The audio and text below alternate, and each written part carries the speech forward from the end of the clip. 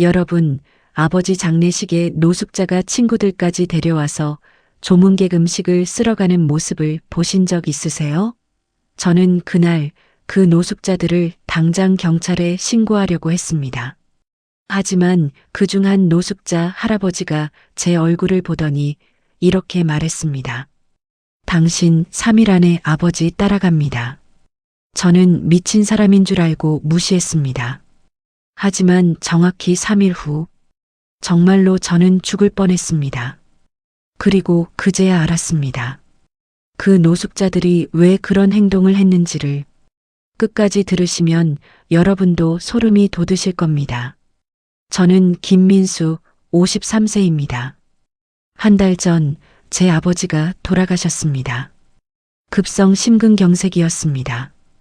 아무 전조 증상도 없이 갑자기 쓰러지셔서 병원에 도착했을 땐 이미 늦었습니다. 아버지는 78세셨습니다. 평생 건강하게 사셨던 분이라 저희도 아버지 본인도 이렇게 갑자기 가실 줄은 몰랐습니다. 장례식장은 서울 외곽의 작은 병원 장례식장이었습니다. 저희 가족은 사실 그리 화목한 편이 아니었습니다. 제 동생 둘은 일찍 미국으로 이민을 갔고 거의 연락을 하지 않았습니다. 아버지 장례식에도 오지 않았습니다. 코로나 이후로 왕래가 완전히 끊긴 상태였거든요. 어머니는 제가 25살 때 교통사고로 먼저 가셨습니다. 그러니까 이번 아버지 장례식은 사실상 저 혼자서 치르는 거나 마찬가지였습니다. 친척들도 거의 오지 않았습니다. 아버지가 평생 과묵하고 사교적이지 않은 성격이셨거든요. 친구도 별로 없으셨고요. 조문객도 적었습니다. 회사 직원 몇 명, 동네 지인 몇 명. 그게 전부였습니다. 저는 3일장을 치르면서 거의 혼자였습니다. 외로웠습니다. 빈소와 빈 의자들을 보면서 아버지 인생이 이렇게 쓸쓸했구나 하는 생각에 가슴이 먹먹했습니다. 장례식 첫날 밤이었습니다. 저녁 9시쯤 조문객들이 다 돌아가고 저만 남아있을 때였습니다. 빈소 옆에는 조문객들이 식사할 수 있는 작은 공간이 있었습니다. 국밥, 반찬 같은 게 차려져 있었죠. 장례식장 문이 조용히 열리더니 한 노인이 들어왔습니다. 70대 중후반쯤 되어 보이는 남자였는데 옷차림이 말이 아니었습니다. 낡은 점퍼에 찢어진 바지, 더러운 운동화. 전형적인 노숙자 차림이었습니다. 얼굴도 그을리고 주름이 깊었고 손톱 밑에는 때가 끼어 있었습니다. 저는 처음엔 혹시 아버지를 아시는 분인가 싶어서 정중하게 인사를 했습니다. 안녕하세요. 고인과 무슨 관계시죠? 하지만 그 노인은 대답도 하지 않고 그냥 아버지 영정 앞으로 걸어갔습니다.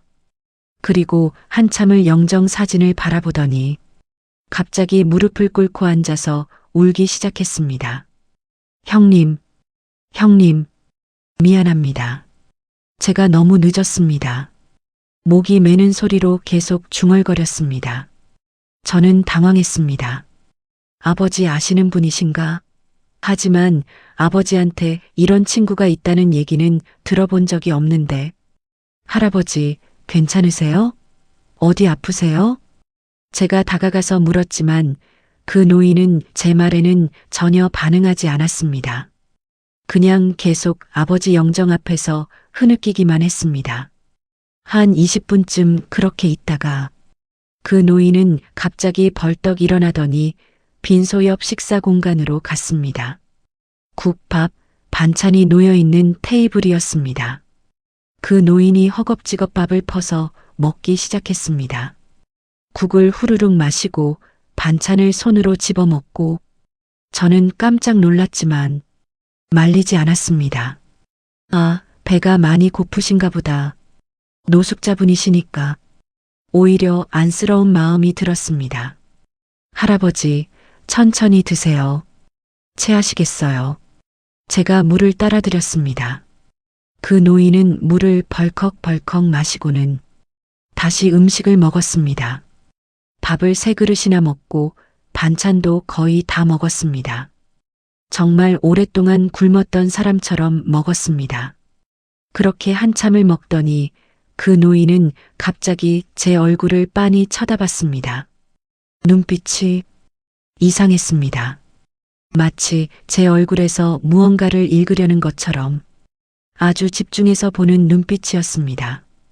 그러더니 아무 말 없이 고개를 돌리고는 황급히 장례식장을 나가버렸습니다. 저는 어리둥절했습니다. 뭐지? 방금 그 노인은 누구지? 아버지 친구? 아니면 그냥 배고픈 노숙자가 우연히 들어온 건가? 하지만 별로 신경 쓰지 않았습니다.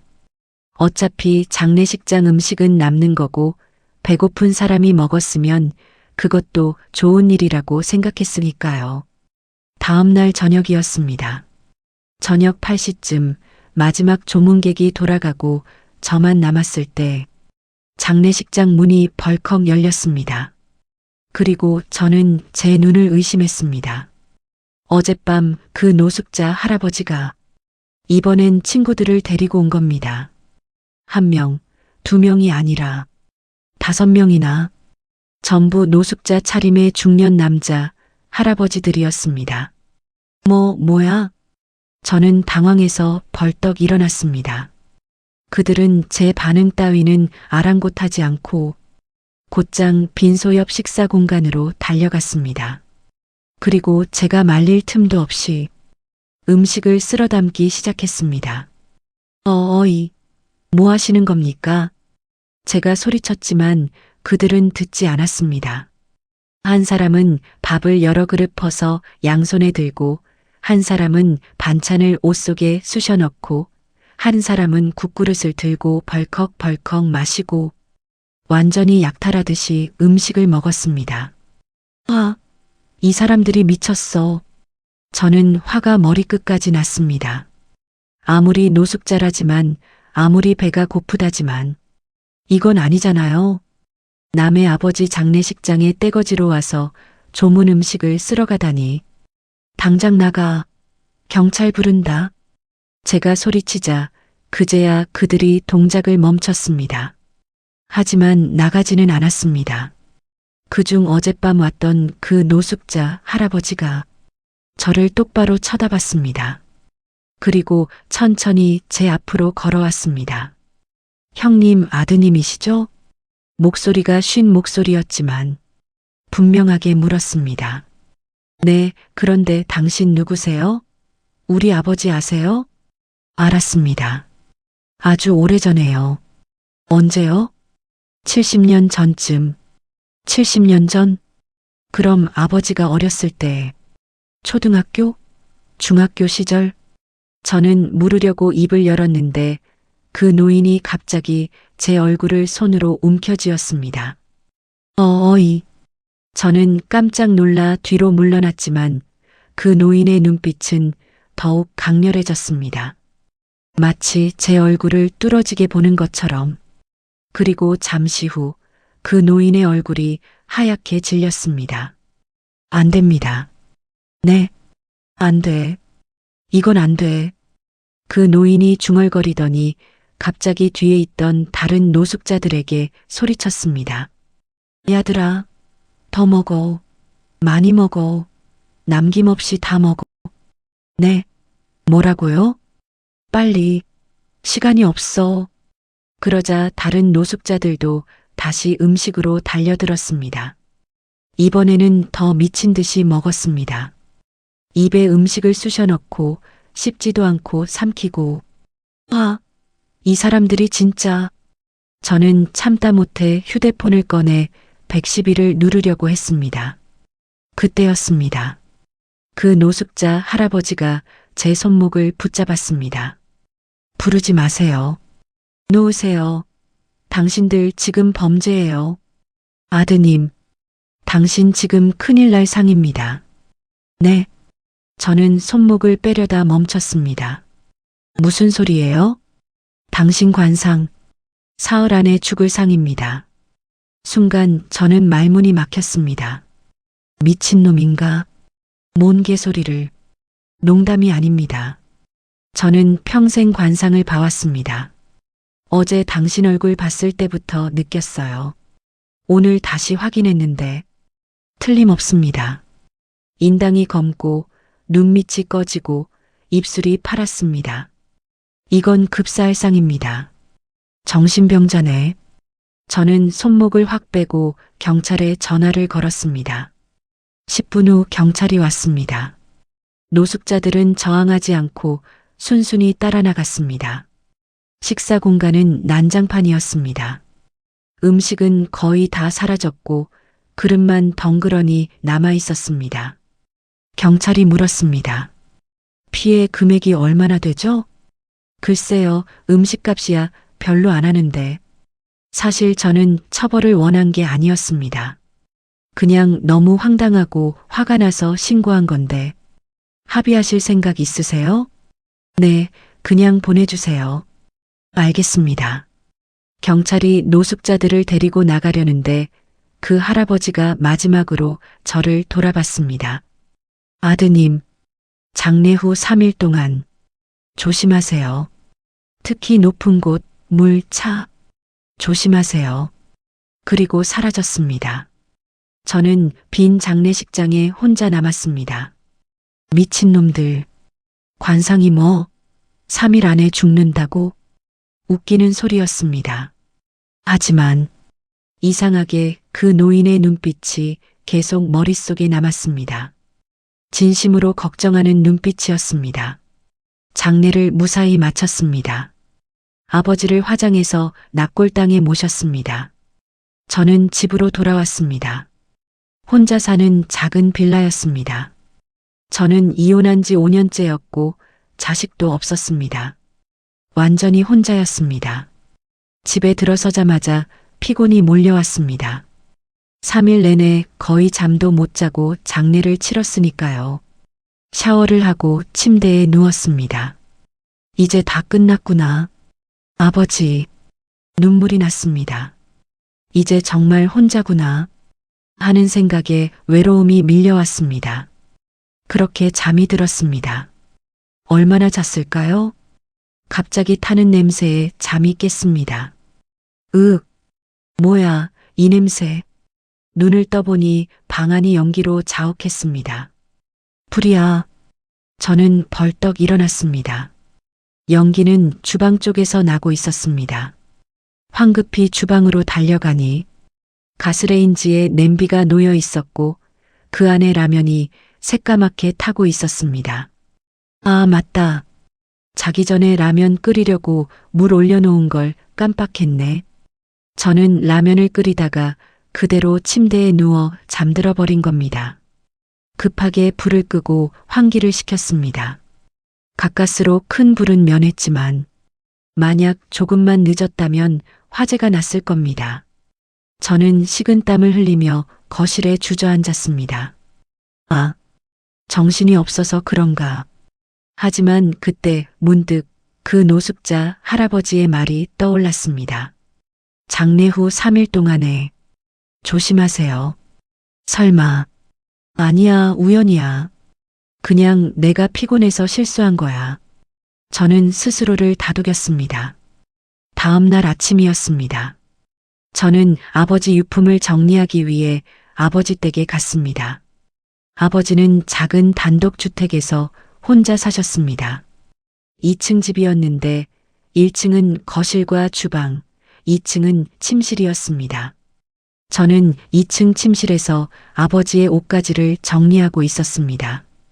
옷장을 열고 옷을 하나하나 꺼내서 박스에 담고, 그런데 옷장 맨 위에 오래된 상자가 하나 있었습니다.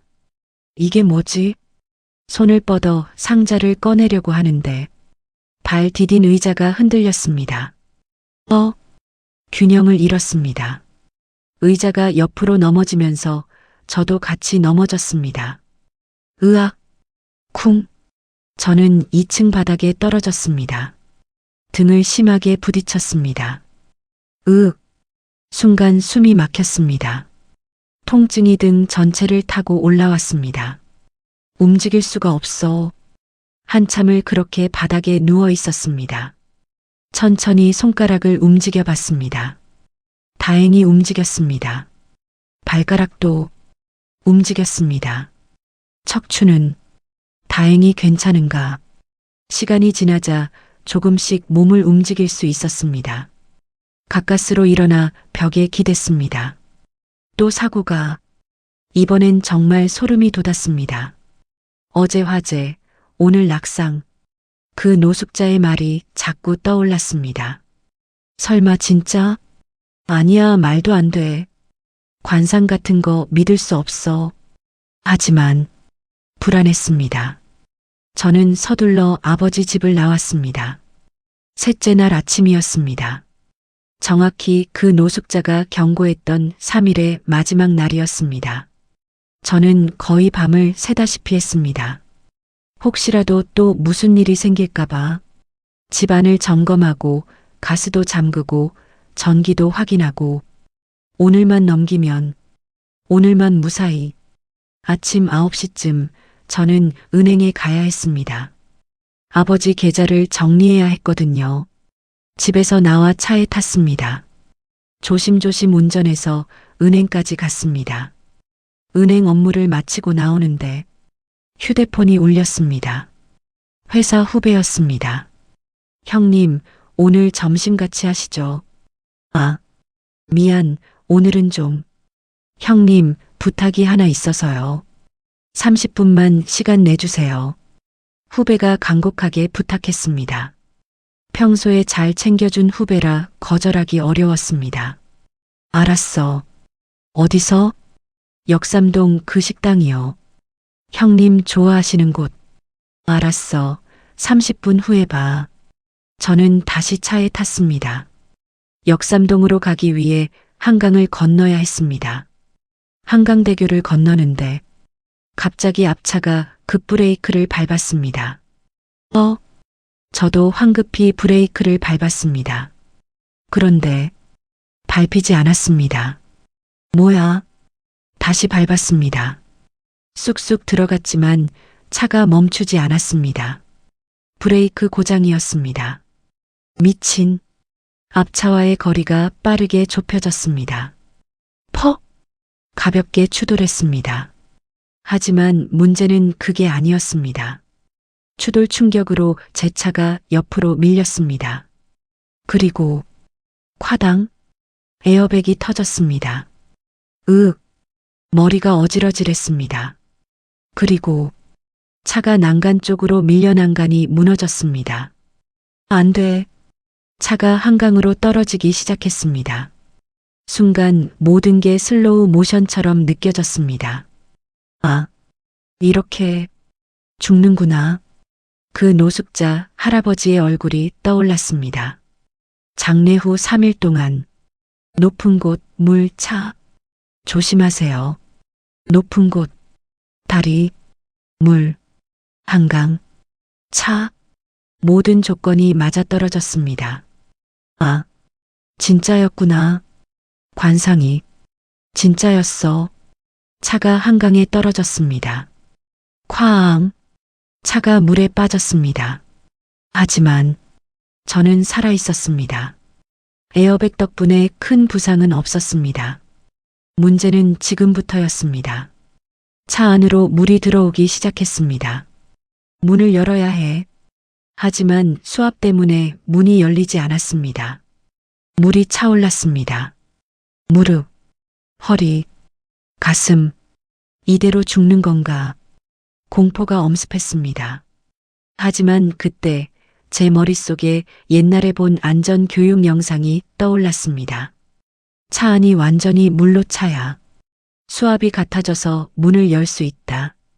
저는 깊게 숨을 들이마시고 기다렸습니다.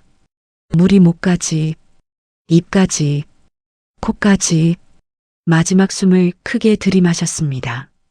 그리고 차 안이 완전히 물에 잠겼습니다. 지금이다. 저는 있는 힘껏 문을 밀었습니다. 꾹. 문이 조금씩 열렸습니다. 더. 완전히 열렸습니다. 저는 차 밖으로 빠져나와 위로 헤엄쳤습니다. 허파가 터질 것 같았습니다. 위로, 위로, 위로. 파. 수면 위로 머리가 나왔습니다. 푸아. 살았다. 저는 필사적으로 헤엄쳐 강둑으로 갔습니다. 구조대가 이미 와 있었습니다. 여기요. 여기. 구조대원들이 저를 끌어올렸습니다. 괜찮으세요? 네. 살았어요. 살았어. 저는 땅바닥에 드러누워 거칠게 숨을 몰아쉬었습니다. 죽을 뻔했습니다. 정말로. 그런데 살았습니다. 병원에서 검사를 받았습니다. 다행히 큰 부상은 없었습니다. 타박상과 경미한 뇌진탕 정도였습니다. 다음 날 저는 퇴원했습니다. 그리고 그 노숙자 할아버지를 찾아야겠다고 결심했습니다. 경찰서에 연락해서 그날 신고로 잡혀갔던 노숙자들의 행적을 물어봤습니다. 아, 그분들. 풀어드린 후에 서울역 근처로 가신 것 같습니다. 저는 서울역으로 갔습니다. 지하도를 돌아다니며 노숙자들에게 물어봤습니다. 혹시 관상 보는 할아버지 아세요? 70대 정도 되시는. 몇 시간을 찾아다닌 끝에 드디어 찾았습니다. 서울역 맞은편 작은 공원 벤치에서 그 할아버지를 발견했습니다. 할아버지. 제가 부르자 할아버지가 고개를 들었습니다. 저를 보더니 눈이 커졌습니다. 살았구먼. 네, 살았습니다. 저는 할아버지 앞에 무릎을 꿇었습니다. 할아버지, 감사합니다. 할아버지가 미리 경고해 주신 덕분에 조심할 수 있었습니다. 그래서 살았구먼. 그나저나 음식 먹은 게 도움이 됐을 거야. 음식이요? 죽을 상이 나온 사람은 죽은 사람의 복을 나눠받아야 해. 그래서 장례식장 음식을 여러 사람이 나눠 먹게 한 거야. 복을 분산시키는 거지. 자네 혼자 아버님 복을 다 받으면 너무 많아서 감당 못해. 하지만 여럿이 나눠 받으면 자네가 받을 부담이 줄어들어. 저는 입이 떡 벌어졌습니다. 그래서 친구들까지 데려와서 음식을 먹게 한 거였구나. 할아버지, 우리 아버지를 아셨나요? 할아버지는 한숨을 쉬었습니다. 어릴 때 내 목숨을 구해주신 분이지. 목숨을요? 8살 때였어. 한겨울에 얼음이 깨진 개울에 빠졌어. 물살이 새서 빠져나올 수가 없었지. 그때 형님이 뛰어들어서 날 구해줬어. 할아버지의 목소리가 떨렸습니다. 하지만 형님은 그때 폐렴에 걸렸어. 1달 넘게 앓았지. 거의 죽을 뻔했어. 나 때문에.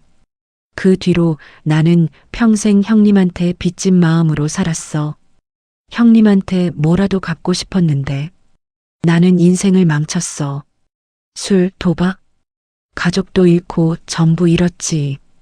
이 꼴로 형님을 찾아갈 순 없었어. 부끄러워서. 할아버지의 눈에 눈물이 고였습니다. 그런데 어느 날 내 친구가 말했어. 야, 거기 병원 장례식장에 음식 좀 얻어먹으러 가자. 그래서 따라갔는데 영정 사진을 보고 깜짝 놀랐어. 형님이었어. 마지막 인사라도 하고 싶어서 갔는데. 그런데 자네 얼굴을 보니 죽을 상이 나왔어. 형님 아들이 형님 따라가게 생겼더라고. 그건 안 되지. 할아버지가 제 손을 꼭 잡았습니다. 형님한테 해줄 수 있는 마지막이 뭐가 있을까 생각했어. 그래서 친구들 불러서 복을 나눈 거야. 자네만이라도 살려야 한다고 생각했어. 저는 할아버지를 꼭 껴안았습니다. 할아버지, 우리 집에 가시죠. 이제 혼자 계시지 마세요. 뭐? 아버지가 할아버지를 찾으셨을 거예요. 제가 할아버지 모실게요. 아버지 대신. 할아버지는 눈물을 흘렸습니다. 고맙구먼. 정말 고맙구먼. 그로부터 6개월이 지났습니다. 할아버지는 지금 제 집에서 함께 살고 계십니다. 술도 끊으셨고 건강도 많이 회복하셨습니다. 할아버지는 가끔 동네 사람들 관상을 봐주시면서 용돈을 버십니다. 신기하게도 할아버지가 보는 관상은 정말 정확합니다. 저 사람 3개월 안에 좋은 일 생긴다. 저 사람 조심해야 해. 건강 조심.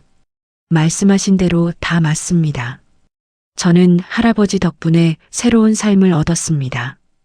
그날 사고 이후로 제 인생관이 완전히 바뀌었습니다. 혼자 사는 게 외롭지 않습니다. 할아버지가 계시니까요. 회사도 그만뒀습니다. 이제 할아버지와 작은 카페를 하나 차렸습니다. 관상 카페라고 이름 붙였습니다. 할아버지가 관상도 봐주시고 저는 커피도 내립니다. 손님들이 꽤 많이 옵니다.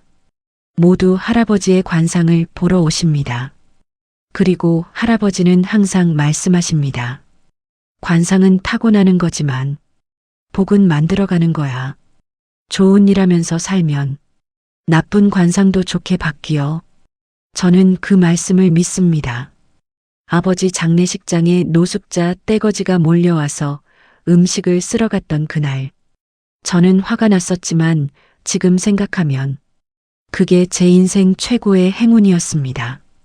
할아버지가 아니었다면 저는 그날 한강에서 죽었을 겁니다. 아버지는 어릴 때 한 선행을 기억하지 못하셨을지도 모릅니다.